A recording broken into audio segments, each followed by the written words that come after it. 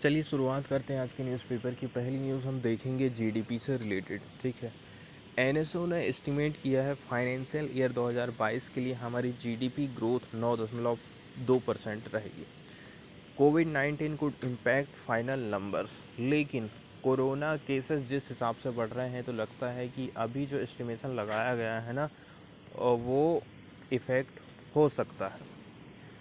Signalling ए rebound, मतलब कि NSO की तरफ से, नेशनल स्टैटिस्टिकल ऑफिस की तरफ से ये कहा गया है कि हमें ऐसे सिग्नल मिल रहे हैं कि हमारी जो इकोनॉमी है वो रिबाउंड हो रही है। बताया जा रहा है the first advance estimate show that India GDP में grow at 9.2% in financial year 2022। The assessment is based on data for the first 8 months of financial year. ठीक है, ये जो डाटा है ना फर्स्ट 8 मंथ के लिए है for the of the financial year 2022 के लिए। अब हमें समझना है जीडीपी के बारे में, इसके अलावा हम जानेंगे एनएसओ के बारे में। तो जीडीपी का मतलब होता है सरकार की, आप कह सकते हो टोटल कमाई कितनी हो रही है। मान के चलिए हमारा इंडिया है, इस इंडिया के अंदर में जितनी भी वस्तु और सेवाओं का उत्पादन हो रहा है, ठीक है, उनकी जो फाइनल वैल्यू है, वस्तु और सेवाओं का जो फाइनल मूल्य है, उसको यदि आप टोटल योग कर दोगे तो वो कहला जाता है, वहाँ से निकलती है हमारी जीडीपी। अब इसमें भी बहुत सारी चीज़ें शामिल की जाती हैं, जैसे कि यदि कोई इंडियन व्यक्ति है, बाहर रह रहा है, ठीक है, और हमारे यहाँ पर पैसा भेज रहा है, कुछ ऐसे फॉरेनर हैं जो हमारे यहाँ काम कर रहे हैं और बाहर पैसे भेज रहे हैं, तो जो बाहर पैसे भेज रहे हैं उनको माइनस करते हैं, जो इंडिया में पैसे भेज रहे हैं उनको प्लस किया जाता है। कुछ चीज़ें इसमें ये भी ध्यान रखी जाती हैं कि वस्तु और सेवाओं के मूल्यों में जो ह्रास होता है, कमी आती है। जैसे कि आपने आज एक कार ख़रीदे हो, 8 लाख की कार है, हर साल दर साल इसकी कीमत जो है कम होते जाती है। ठीक है, इसके लिए भी सरकार निर्धारित कर देती है कि इसकी जो कीमत है कितने प्रतिशत की दर से उसमें कमी आएगी। ऐसे बहुत सारे इंडिकेटर हैं जिनका यूज़ जीडीपी में किया जाता है। और एक चीज़ है, जीडीपी में इन्फ्लेशन को भी इंक्लूड किया जाता है। ठीक है, तब जाके हमें पता चलता है कि असली जीडीपी हमारी क्या होगी। कुछ फैक्ट हम एनएसओ के बारे में देख लेते हैं। 23 मई 2019 को एनएसएसओ और सीएसओ का मर्जर किया गया, विलय किया गया, दोनों को जोड़ दिया गया। के माध्यम से राष्ट्रीय सांख्यिकी कार्यालय, जिसको हम इंग्लिश में कहते हैं नेशनल स्टैटिस्टिकल ऑफिस, एनएसओ का गठन किया गया।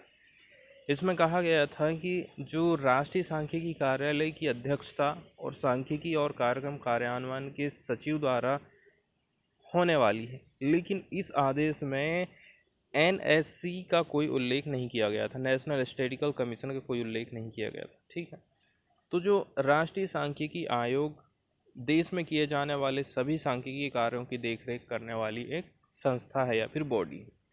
ये आदेश भारत के मुख्य सांख्यिकीविद के साथ सचिव सांख्यिकी और कार्यक्रम कार्यान्वयन की बराबरी स्थापित नहीं करता है, जैसा कि 1 जून 2005 को MOSPI द्वारा अधिसूचित पहले प्रस्ताव में किया गया था। राष्ट्रीय सांख्यिकी आयोग NSC सांख्यिकीय कार्य के सभी तकनीकी पहलुओं, सांख्यिकी स्टैटिक्स जिसको कहा जाता है, जैसे कि किस सर्वे को कब और कहाँ कैसे किया जाना चाहिए, इसकी देखरेख करता है। अभी हाल ही में जीडीपी के जो स्टैटिक्स वाले आंकड़े प्रस्तुत किए गए हैं वो एनएसओ ने ही करा है। मंत्रालय के वर्तमान नोडल कार्यों को सुव्यवस्थित और सुदृढ़ करने और मंत्रालय के आंतरिक प्रशासनिक कार्यों को एकीकृत करके अधिक तालमेल बिठाने के लिए भारतीय आधिकारिक सांख्यिकी प्रणाली को पुनर्गठन का आदेश जारी किया गया है। आगे करेंटली यदि हम देखें तो सांख्यिकी और कार्यक्रम कार्यान्वयन के लिए मिनिस्ट्री के 2 विंग बनाए गए हैं। पहला है सांख्यिकी से संबंधित है और दूसरा किसी भी कार्यक्रम के इम्प्लीमेंटेशन से रिलेटेड है। तो वर्तमान में सांख्यिकी विंग, इसमें शामिल है नेशनल स्टैटिस्टिकल ऑर्गेनाइजेशन, ठीक है, एनएसओ आ जाता है, और सीएसओ आ जाता है। इसके अलावा एनएसएसओ कंप्यूटर केंद्र और राष्ट्रीय प्रतिदर्श सर्वेक्षण शामिल है इसमें। कार्यक्रम कार्यान्वयन की बात करें तो इसमें 3 प्रभाग आ जाते हैं। 20 पॉइंट प्रोग्राम, इंफ्रास्ट्रक्चर और मॉनिटरिंग एंड प्रोजेक्ट मॉनिटरिंग, सांसद स्थानीय क्षेत्र विकास योजना। अब 2 विंग के अलावा सांख्यिकी और कार्यक्रम कार्यान्वयन मंत्रालय, जिसको MOSPI के एक प्रस्ताव के माध्यम से बनाए गए राष्ट्रीय सांख्यिकी आयोग, जिसको NSC के साथ साथ ये एक स्वतंत्र संस्थान भारतीय सांख्यिकी संस्थान भी है, जिसे संसद के एक अधिनियम द्वारा राष्ट्रीय महत्व का संस्थान घोषित किया गया था। ठीक है। NSC के पास सांख्यिकी मामलों में नीति, प्राथमिकता और मानकों को विकसित करने का भी शासन आदेश है।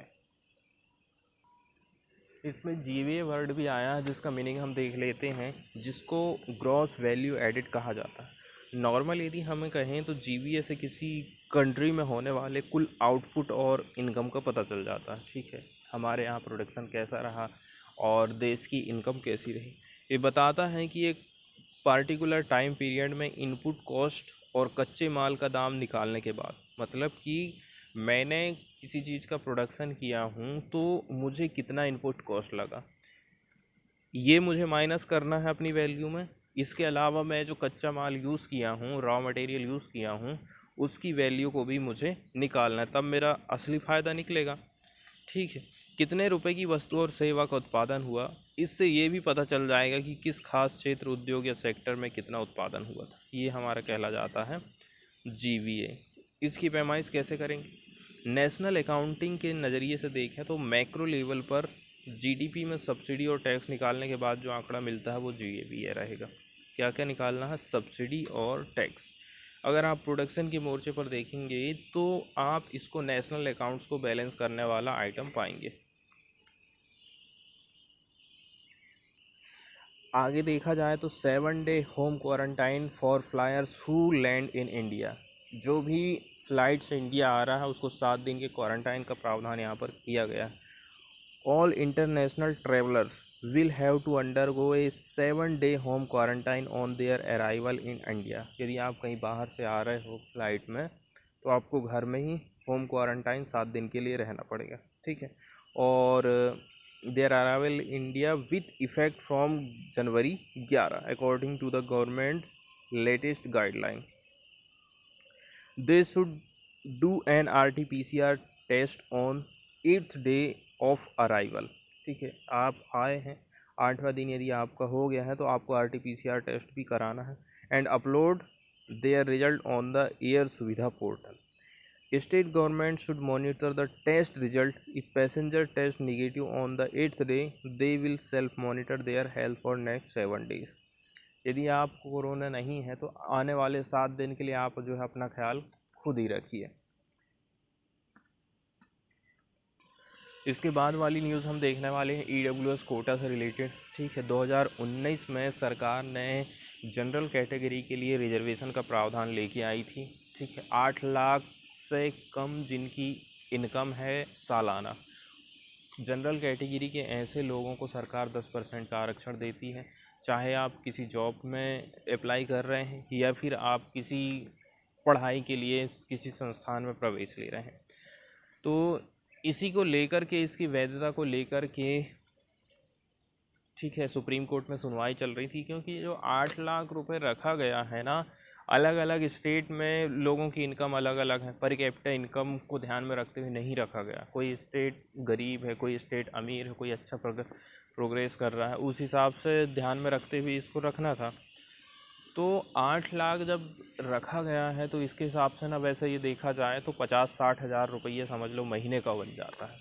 50-60 हज़ार रुपये यदि महीने का किसी व्यक्ति की मंथली इनकम है तो सालाना कितनी हो जाएगी? 8 लाख हो जाएगी। तो आप खुद सोच सकते हैं कि ये किस प्रकार से आप इकोनॉमिकली वीकर इनको कह दे रहे हो। कौन सा डेटा है आपके पास में? इसी से रिलेटेड ये सुनवाई चल रही है। तो जब सुनवाई चल रही थी तो नीट की जो काउंसलिंग है वो रोक दी गई थी। सुप्रीम कोर्ट ने अभी परमिशन दे दिया है नीट काउंसलिंग को under present OBC EWS quota. इसमें पार्टिकुलर अभी जो चल रहा था वो चलते रहेगा, जितना आरक्षण दिया जा रहा है, जैसे कि 27% OBC के लिए है और 10% EWS कोटा के लिए है। और जो फाइनल हियरिंग है ना वो अभी आगे बढ़ा दी गई है। 8 लाख रुपये की जो सीमा है वो सही है या नहीं है, कितनी सही है, वो मार्च में इसकी सुनवाई होने वाली है। Supreme court green light with Friday's order, the Supreme Court has given the go-ahead for the NEET counseling. Key point from the judgment. Counselling for the NEET PG 2021 और NEET UG 2021 can be conducted granting 27% OBC के लिए reservation, 10% EWS के लिए respectively in the all India quota seat. Criteria for identify EWS category which include 8 lakh annual family income limit as prescribed in a 2019 government memorandum can be followed for grant of quota. Final hearing के बारे में बताया जा रहा है कि last week of March 2022 में होने वाली है. Court uphold the validity of the 27% OBC reservation in the AIQ seat in NEET PG NEET UG admission.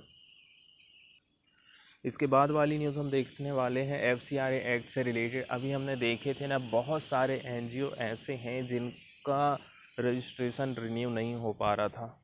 इसी के चलते चलते ये लोग फॉरेन से चंदा नहीं ले पा रहे थे. सबसे फेमस था मिशनरीज ऑफ चैरिटी, तो इसका रजिस्ट्रेशन भी सरकार ने रद्द कर दी थी. मिनिस्ट्री ऑफ होम अफेयर के अंडर में ये काम होता है. ठीक है, ये FCRA का रजिस्ट्रेशन रद्द करना है कि क्या करना है, तो इसका रजिस्ट्रेशन सरकार नहीं कर रही थी. इसके अकाउंट में कुछ कुछ सरकार को गड़बड़ियाँ दिखाई दी थी. अब जाके सरकार ने फाइनली ये बात सामने आई है कि इसके रजिस्ट्रेशन को रिस्टोर करने की बात सरकार ने कर दी. मतलब FCRA के तहत इसका रजिस्ट्रेशन अब हो जाएगा. MHA had cited adverse input for rejection. Adverse input हमको देखने को मिला था, इसलिए हमने इसके रजिस्ट्रेशन को रिजेक्ट कर दिया था. The ministry of home affairs on Friday restore the FCRA registration of the Missionaries of Charity, the Catholic religion congregation set up by Nobel laureate Mother Teresa. इसकी स्थापना मदर टेरेसा ने करी थी, जो कि नोबल पुरस्कार विजेता रही थी. The Foreign Contribution Regulation Act FCRA registration is mandatory to receive foreign donation. The move comes just days after the ministry issued a statement that FCRA registration of the MOC was not renewed as some adverse input were noticed. ठीक है. Debate in UK house, इसी बात को लेकर के बताया जा रहा है कि डिबेट देखने को मिली यूनाइटेड किंगडम के हाउस में. The registration was renewed making MOC eligible to receive and utilise foreign fund in its bank account even as the UK Parliament debated the issue, seeking to know if the British government had raised with India the issue of blocking of overseas fund of the MOC and other non-governmental organization.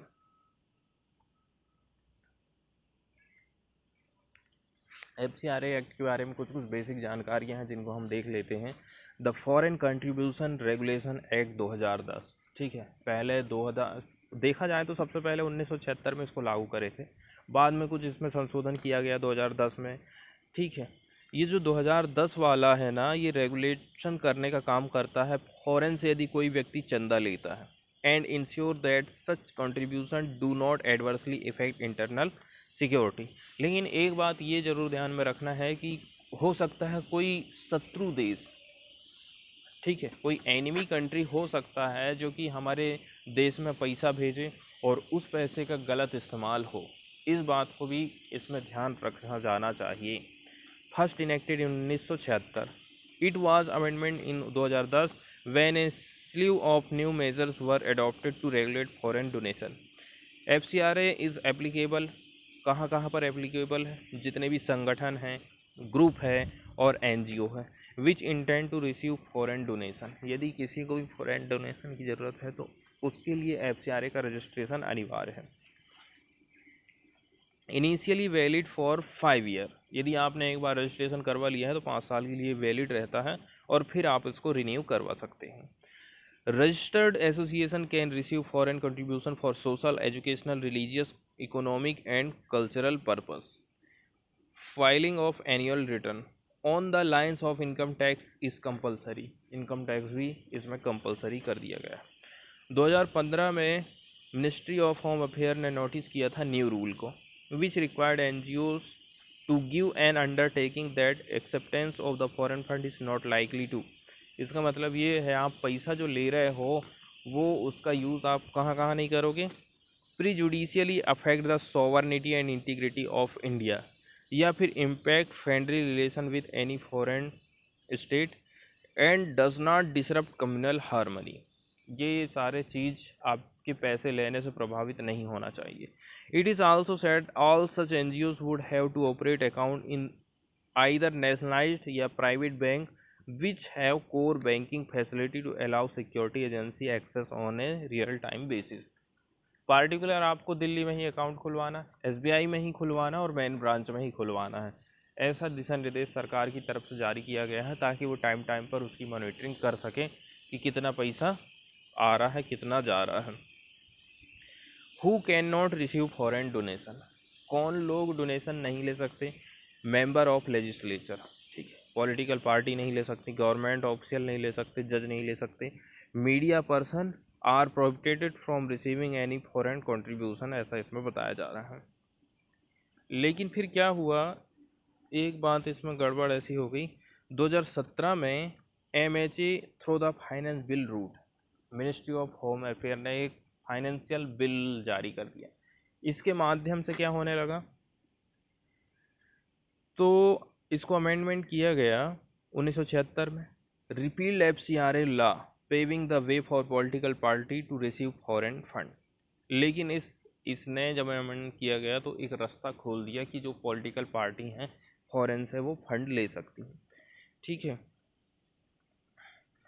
आगे बताया जा रहा है, Indian subsidiary of a foreign company और foreign company where an Indian hold 50% और मोर share, इससे आप जो है फॉरेन फंड ले सकते हैं। इसी के चलते चलते क्या बोलते हैं, वेदांता ग्रुप से 2004 से लेकर के 2012 तक बहुत सारा पैसा बीजेपी ने भी उठाई और कांग्रेस ने भी उठाई, ठीक है। The association of democratic reform, ये एक आप पब्लिक एडवोकेसी ग्रुप है, एक संगठन है, संस्था है, जिसने याचिका दायर कर दी कि ये FCRA एक्ट का उल्लंघन हो रहा है। FCRA एक्ट में तो कहा गया है कि कोई बीजेपी कांग्रेस चंदा नहीं ले सकती फॉरेन से, FCRA एक्ट के तहत ये लोग चंदा ले रहे हैं, ठीक। आगे कब इसके अकाउंट को मतलब रजिस्ट्रेशन को सस्पेंड किया गया जाएगा, उससे रिलेटेड ये बात बताई जाती है। The ministry of home affair on inspection of account and upon receiving any adverse input against the functioning of association can suspend the FCRA registration initially for a period of 180 days, ठीक है। बताया जा रहा है शुरू में 180 दिन के लिए रजिस्ट्रेशन क्या किया जाएगा, सस्पेंड किया जाएगा। Till the time any decision is taken, the association cannot receive any fresh donation and cannot utilize more than 25% of the amount available in the designated bank account without permission of MHA।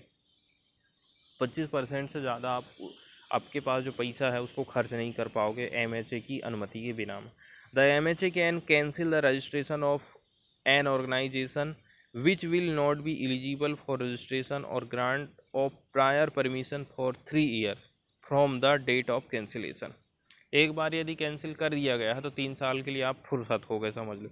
According to the MHA data since 2011 when the act was overhauled the registration of 20,664 association were cancelled for violation such misutilization of foreign contribution, non submission of mandatory annual return, for diverting foreign fund for other purpose, ये सारे reason यहाँ पर बताए जाते हैं।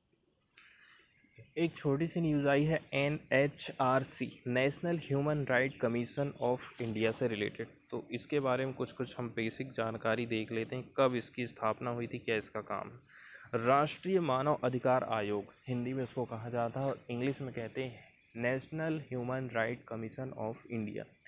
इसका गठन हुआ था 12 अक्टूबर 1993 को, ठीक है। आयोग का अधिदेश मानव अधिकार संरक्षण संशोधन अधिनियम 2006 द्वारा संशोधित मानव अधिकार संरक्षण अधिनियम 1993 में निहित किया गया। राष्ट्रीय मानवाधिकार आयोग का गठन किस बेस पर हुआ है? पेरिस सिद्धांत के अनुरूप। इनको अक्टूबर 1991 में पेरिस में मानवाधिकार संरक्षण और संवर्धन के लिए बढ़ावा देने के लिए राष्ट्रीय जो नेशनल संस्थान है पर आयोजित पहली इंटरनेशनल कार्यशाला में स्वीकार किया गया। फिर 20 दिसंबर 1993 में संयुक्त राष्ट्र महासभा द्वारा संकल्प 48/134 के रूप में समर्थन मिला था। मानवाधिकारों के संरक्षण संवर्धन के प्रति भारत की चिंता का ये प्रतीक अथवा संवाहक है। जहाँ कभी भी ह्यूमन राइट्स का वायलेशन हो रहा है वहाँ पर NHRC आगे आता है। ठीक है, जैसे कि किसी को जेल में ज़बरदस्ती बंद करके रखा गया है, ठीक है, बहुत टाइम तक बंद करके रखा गया, उनको टॉर्चर किया जा रहा है। इसके अलावा फ्रीडम ऑफ स्पीच यदि कहाँ पर प्रभावित हो रही है तो बहुत सारे ऐसे संज्ञान हैं जिनको NHRC उठाते रहता है। मानव अधिकार संरक्षण अधिनियम की धारा 12(1) में मानव अधिकारों को संविधान द्वारा गारंटी या फिर इंटरनेशनल प्रावधानों में समाविष्ट और भारत में न्यायालयों द्वारा प्रवर्तनीय व्यक्ति के रूप में परिभाषित किया जाता है। इसके गठन की यदि हम बात करें, स्ट्रक्चर की यदि हम बात करें तो the commission consist of A chairperson, इसमें चेयरपर्सन रहता है, 5 फुल टाइम मेंबर रहते हैं और 4 रहते हैं डीम्ड मेंबर्स, है ना। The statute law less down qualification for the appointment of chairperson and member of the commission.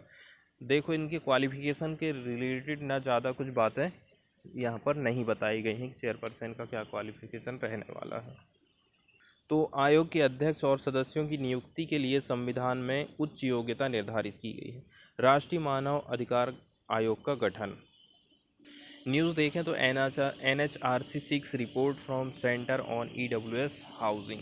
ठीक है, NHRC ने रिपोर्ट मांगी है केंद्र सरकार से EWS हाउसिंग से रिलेटेड। ठीक है, The National Human Rights Commission on Friday expressed serious concern on the condition of slum residents in Mumbai and asked the Union Housing and Urban Affairs Secretary for a report on status of housing for economically weaker section। economically weaker जो section है उसके लिए जो housing की scheme सरकार चला रही है उनको हाउसिंग का फ़ायदा मिल पा रहा है कि नहीं मिल पा रहा है, इस पर NHRC ने रिपोर्ट मांगी है। The NHRC said it had acted on complaint and issued notice to MOHUA and the Maharashtra government.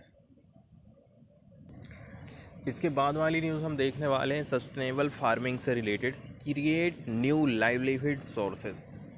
Sustainable खेती के बारे में न्यूज़ आई है कि सस्टेनेबल खेती करने से क्या फ़ायदा हुआ है, लोगों की जो लिवलीहुड सोर्स है ना वो बढ़ गया है। लिवलीहुड मतलब जीविका का साधन, आय का साधन।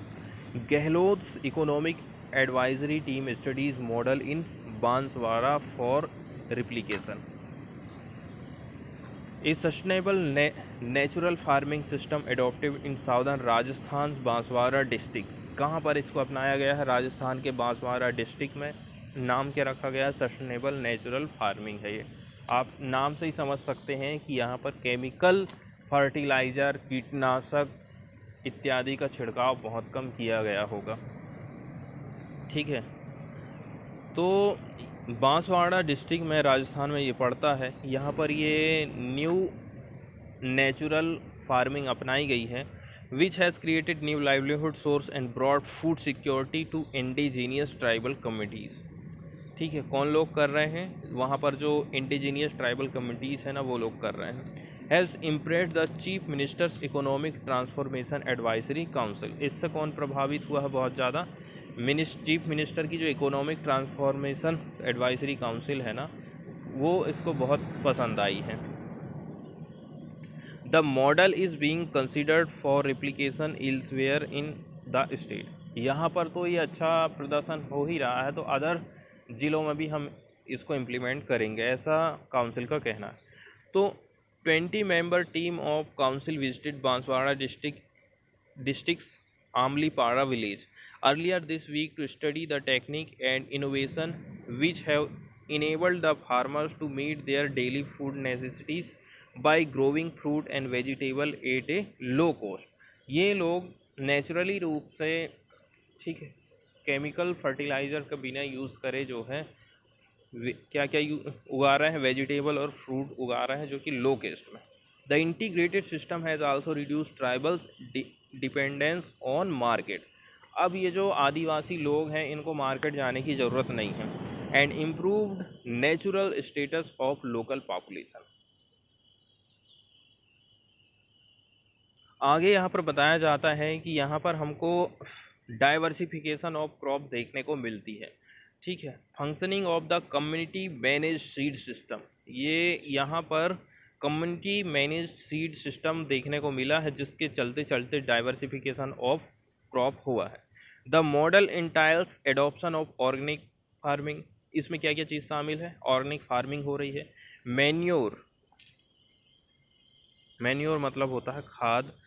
medicines and pesticide and establishment of vermicompost unit at agriculture field. The locally prepared organic manure is used for growing maize, wheat, urad and other crops. एक न्यूज़ आई है, Jagan raises retirement age of government staff to 62, slew of benefit include fitment of 23%। बताया जा रहा है इसमें government staff की retirement की एज को 62 कर दिया गया है। Less than a day after holding discussion with employees association on implementation of the pay revision commission and other demand, Andhra Pradesh chief minister Y S Jagan Mohan Reddy ने फ्राइडे के दिन अनाउंसमेंट कर दिया है retirement age would be raise to 62 years from existing 60 year. Apart from announcing a fitment of 23 against 14.29% recommended by the committee headed by the chief secretary, Reddy showed a slew of benefit and gains including housing plot, compensate, appointment, clearing of pending DA, etc. कितना ज़्यादा burden सरकार के ऊपर आ जाएगा, 10,247 करोड़ पर एनम, ठीक है। In another major decision the state decided to follow the recommendation of the central pay commission CPC के डिसीजन को क्या करेंगे, फॉलो करेंगे in the future while revising wage of government employ. जब कभी पे रिवीजन होगा तो इसका ध्यान रखा गया। अभी अभी हमने हाल ही में एक न्यूज़ पढ़े थे, जो पेंगोंग झील है उस पर चाइना ब्रिज का निर्माण कर रहा है, ठीक। अपोजिशन ने आरोप भी लगाया गवर्नमेंट के ऊपर कि आप चुपचाप क्यों बैठे हो। चाइना की तरफ से क्या कहा जाता है इसके बारे में बात बताई जा रही। China defend construction sees it is with in its sovereignty, ठीक है। चाइना का कहना है कि हम हमारी ज़मीन में कर रहे हैं, हम किसी की ज़मीन नहीं हड़प रहे हैं। India has said A bridge it is building in an area under illegal occupation. India की तरफ से कहा जा रहा है इलीगल तरीके से जो जगह को ऑक्यूपाई किया गया है उस पर चाइना ब्रिज का निर्माण कर रहा है। A day after New Delhi said a bridge being constructed by China across Pangong Lake in eastern Ladakh was an illegal area under illegal occupation for 6 decades. Beijing said its infrastructure falls within its sovereignty. कुछ चीज़ें हैं जैसे कि ये किसको connect करने का काम करता था। The bridge under construction connect the north and south bank of the Pangong lake. तो इसका जो उत्तरी वाला छोर है पेंगोंग झील वाला और दक्षिणी वाला छोर है, उस दोनों को जोड़ने का काम ये ब्रिज करता है, ठीक है। And official side it would bolster Chinese capability to move troops. एक तो रास्ता ये साफ़ है कि इसके जो सैनिक हैं ना आसानी से मूवमेंट कर पाएंगे। इसके अलावा ये इक्विपमेंट को आसानी से लाना और ले जाना कर पाएगा between its garrisons the two sides. The construction official side was around 25 kilometre लंबा रहेगा on the Chinese side of LAC।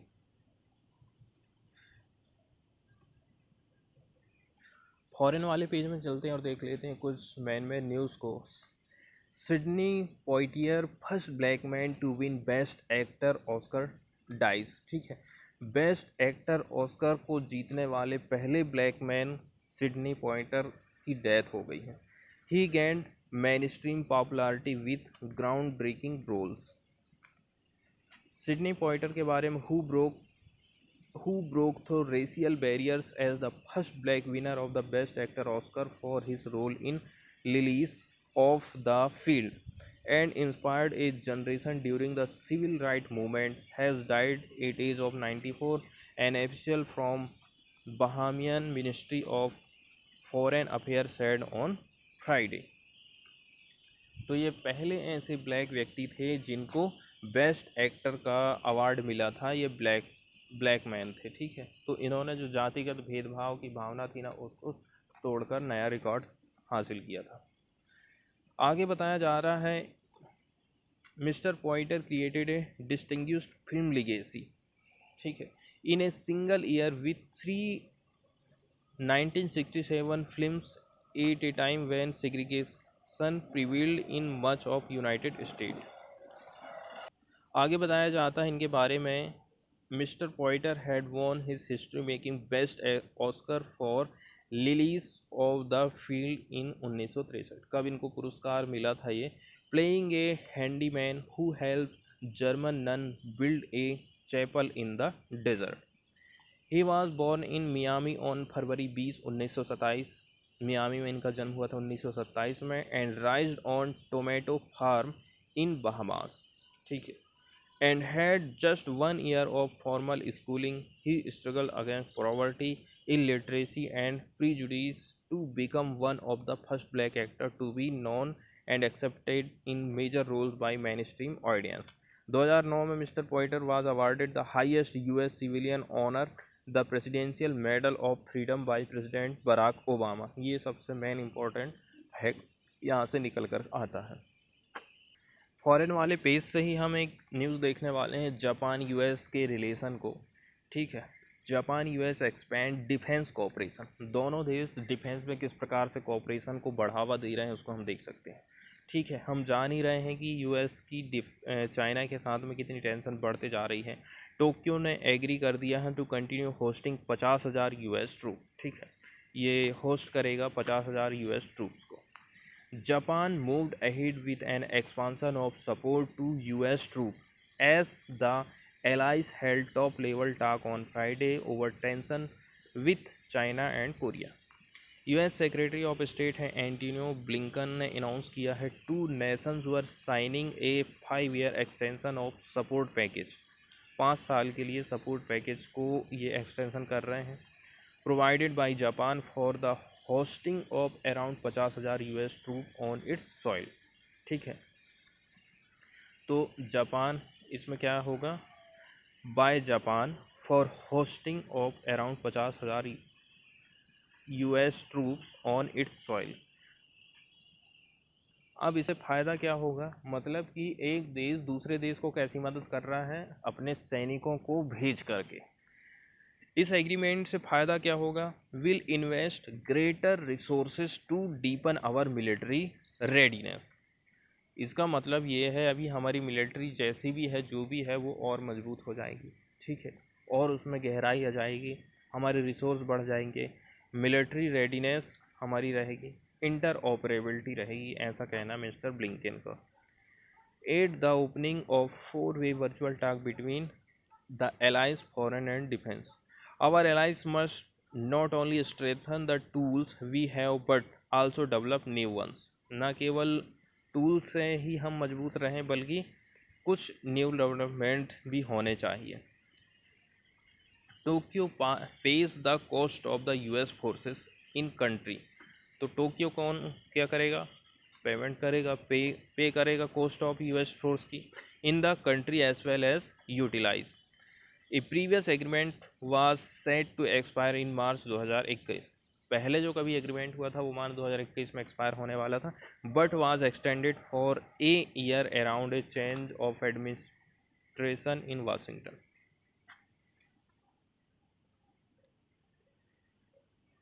आगे बताया जा रहा है कि देखिए, वर्ल्ड के तीसरे नंबर की लार्जेस्ट इकोनॉमी है Japan. According to Foreign Ministry, the new 5-year package will amount to 211 billion yen, $1.8 billion हो रहा पर physical year, an increase of about 5%, ठीक है। पहले जितना भी था 5% उसमें वृद्धि हो गई।